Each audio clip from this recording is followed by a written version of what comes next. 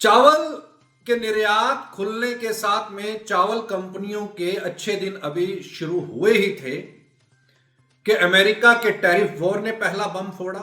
फिर उसके बाद में ईरान अमेरिका के बीच के अंदर में जो युद्ध हुआ और जो युद्ध की स्थितियां बनी हुई हैं, उसने चावल के कारोबार पर, चावल निर्यातकों पर, चावल से जुड़ी हुई कंपनियों के शेयरों पर काले बादल ला दिए हैं। निश्चित तौर के ऊपर पे काले बादल जब आते हैं तो वो छटते भी हैं, लेकिन कई बार काले बादल बहुत गहरे हो जाते हैं और वही गहरापन अभी फिलहाल चावल निर्यातकों के अंदर में देखने को मिल रहा है। करीब करीब चावल कंपनियों का 5,000 करोड़ रुपया मिडिल ईस्ट देशों के अंदर में फंस गया है।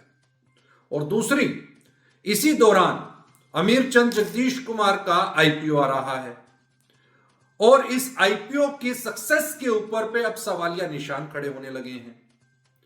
चूंकि अमीरचंद जगदीश कुमार का जो आईपीओ है, जिसका ब्रांड एरोप्लेन के नाम से आता है, वो मैक्सिमम एक्सपोर्ट जो है मिडिल ईस्ट कंट्रीज में होता है। यूएई यानी दुबई, कतर, ईरान, इराक, इन देशों के अंदर में, इन खाड़ी देशों के अंदर ही इस कंपनी का मैक्सिमम बिजनेस है। ऐसे में निश्चित तौर के ऊपर पे इस कंपनी के ऊपर पे एक बर्डन आया है। दूसरी सबसे बड़ी विशेष बात यहां पर यह समझ में आ रही है कि मैक्सिमम बासमती के अंदर में यह कंपनी डील करती है और मैक्सिमम इसका एक्सपोर्ट इन्हीं मिडिल ईस्ट कंट्रीज के अंदर में है, जो इस समय पर बुरी तरीके से डिस्टर्ब्ड है। और एक अनुमान के मुताबिक जो सुरक्षित दुबई माना जाता था, वो अब सुरक्षित नहीं रहा। एक ऐसी रिसर्च भी सामने आ रही है कि वहां से, दुबई से अब निवेशक जो हैं अदर कंट्रीज की तरफ शिफ्ट हो सकते हैं, जो सेफ हेवन माने जा सकते हैं, यानी कि सिंगापुर और स्विट्जरलैंड।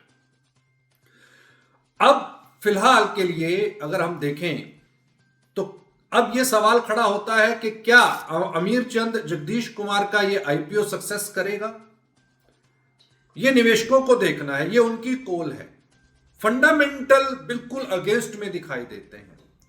उनकी बुक्स क्या कहती हैं, टेक्निकल क्या कहते हैं, इस पे हम नहीं जाएंगे, लेकिन जो उसकी सक्सेस है उस पर फिलहाल इस युद्ध ने काले बादल ला करके खड़े कर दिए हैं और ये गहरे काले बादल हैं।